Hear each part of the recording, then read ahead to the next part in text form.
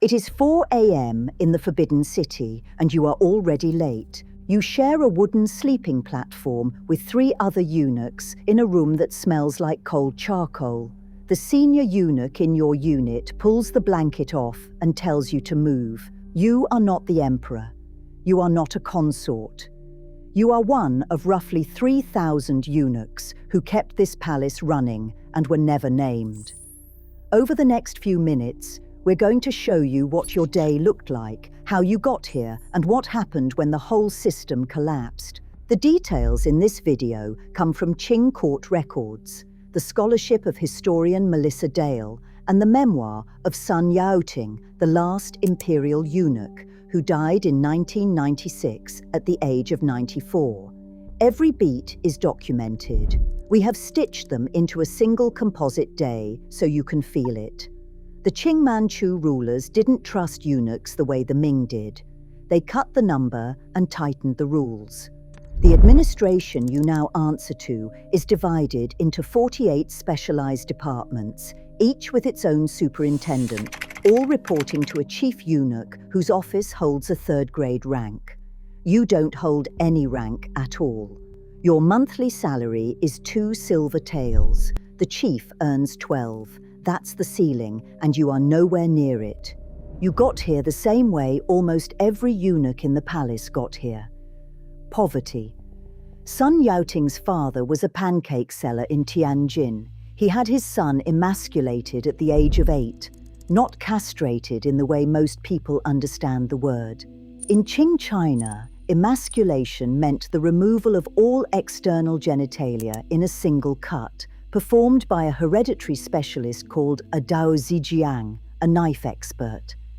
The families of these specialists passed the trade down for generations. The anesthetic was hot chili sauce applied to the area. Recovery, if you survived, took up to 6 months. Many boys didn't survive. The ones who did were expected to keep their removed parts in a sealed jar for the rest of their lives. It was called their beao, their treasure. Without it, the belief went they couldn't be buried whole and wouldn't be reincarnated as a complete man. Sun Yaoting's jar was destroyed during the Cultural Revolution.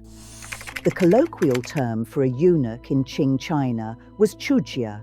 It translates to leaving home, not because you moved to the capital, because once you became a eunuch, it was too shameful for your family for you ever to return. So here you are, 4 a.m. The Forbidden City covers 178 acres. It contains roughly 980 buildings and 8,700 rooms, and your first task is to empty chamber pots.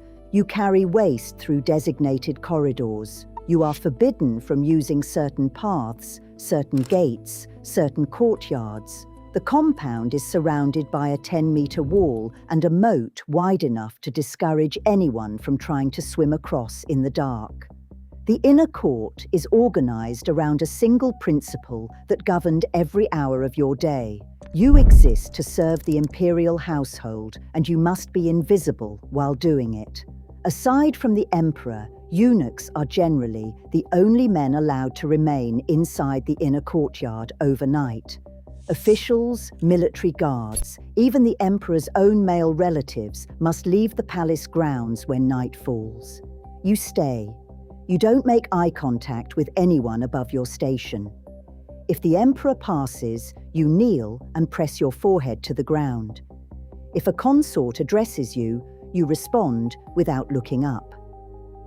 Sun Yaoting described his daily duties under Puyi, tying the emperor's shoes, carrying him in a sedan chair, feeding the palace animals, preparing food, emptying waste, guarding storerooms full of treasure he was forbidden to touch. By 5 a.m., the concubines are waking. A consort is assigned 6 palace maids and an unspecified number of eunuchs. The empress gets 10 maids and a larger eunuch contingent. Your job this morning is preparing a consort's chamber for the day. That means lighting braziers, laying out garments, and standing ready if she needs tea, a footstool, or someone to read aloud from the classics. Many eunuchs were literate. The court required it. Contrary to the popular image of eunuchs as uneducated servants, the Qing structured training programs that emphasized discipline, literacy, and ritual knowledge.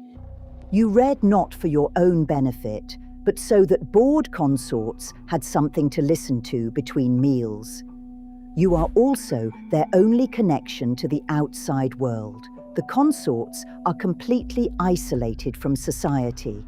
You carry messages, relay news, and serve as the living bridge between the inner palace and everything beyond the wall. More than 200 officials, cooks, and eunuchs work exclusively on the emperor's meals. The imperial kitchen, the Yushanfang, operates under the imperial household department, the Neiwufu. Every ingredient passes through a chain of hands.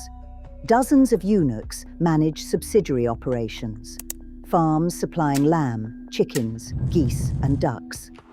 Others run the vegetable garden, the imperial mill, and the wine office, which produces fermented soy wine. If you are assigned to the kitchen, your hours are brutal and your mistakes are punished immediately. The emperor has no fixed place or time for meals. He simply announces that he wants to eat, and the food must appear. High-end ingredients arrive as tribute from distant provinces, delivered by iced barges along the Grand Canal. You don't eat any of it. Your meals come separately and aren't worth describing. And then there were the punishments. If you break a rule, the escalation follows a fixed schedule. A first-time desertion attempt earns you 2 months of imprisonment and 20 blows with a bamboo rod. A second attempt means confinement on the Kang, the heated brick sleeping platform, under deliberately uncomfortable conditions for 2 months. A third attempt means banishment to Mukden, modern-day Shenyang, for forced labor. Stealing an item belonging to the emperor could mean public execution, and these are the codified punishments. The informal ones were worse. Puyi himself, writing in his autobiography From Emperor to Citizen, admitted that by the age of 11, flogging eunuchs was part of his daily routine. His exact words, "Whenever I was in a bad temper, the eunuchs would be in for trouble." You are a permanent resident of this compound and you can't leave. You undergo a physical inspection twice a year to confirm your emasculated status. Bribery during these inspections means execution. You are monitored, regulated, and accountable for every item in the rooms you serve. The theft of palace property isn't an abstract concern. Eunuchs stole constantly. They smuggled treasures out and sold them to antique dealers in Beijing. For years, nobody stopped them. That problem would eventually burn a building down. If you want to understand what power looked like for a low-ranking eunuch, the short answer is that it didn't. The few eunuchs who accumulated wealth and influence during the Qing dynasty, figures like Li Lianying, who served Empress Dowager Cixi, were extreme exceptions. Li Lianying owned hectares of land and bought houses in both Beijing and Tianjin. He wasn't representative. For the vast majority, 2 to 4 taels a month was the entire financial reality. And from that salary, many were still paying off the daozijiang who had performed their emasculation years earlier. Your day is 16 to 18 hours long, but the night is yours. And this is where the Second World begins. Historian Melissa Dale describes the Qing palace eunuch system as 2 parallel realms. By day, the realm of the emperor, strict obedience, hierarchy, silence. By night, the realm of the eunuchs, opium dens, gambling, drinking, fights. Behind the palace walls, eunuchs recreated the social bonds that emasculation was supposed to destroy. They formed friendships, they argued, they got drunk and beat each other. Some ran away entirely, knowing the bamboo rod and worse, waited if they were caught. Running away was common enough that the Qing court codified escalating punishments specifically for it. The court called them runaways, not deserters. To the eunuchs who ran, the difference didn't matter. What mattered was the gate. If you are watching this and finding it useful, take a moment and subscribe. We cover the parts of Asian history that most channels skip, and there is more coming. By the time you reach this night, the exhaustion is physical.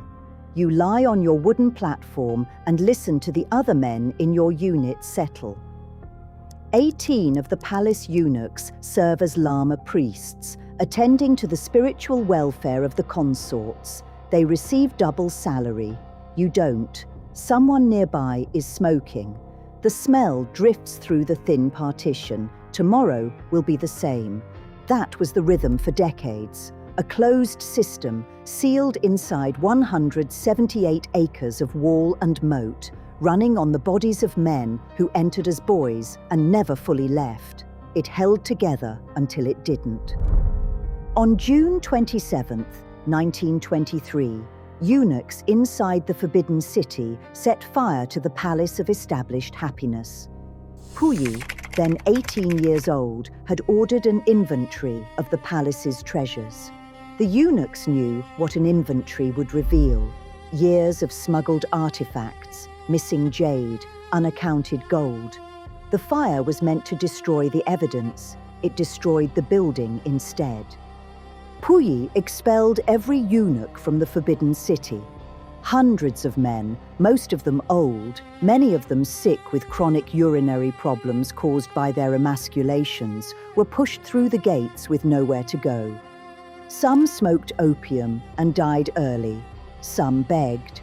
Others pooled what little money they had and bought their way into Buddhist monasteries, living out quiet decades as monks and caretakers. A year later, in 1924, Puyi himself was expelled from the palace by the warlord Feng Yuxiang. The Forbidden City became a museum. The eunuch system that had consumed these men's bodies for over 2,000 years was finished. Sun Yaoting, the last eunuch, spent his final decades as a caretaker at the Guanghua Temple in Beijing. He visited the Forbidden City once more in 1993 as a guest. He pointed out inaccuracies in the historical displays.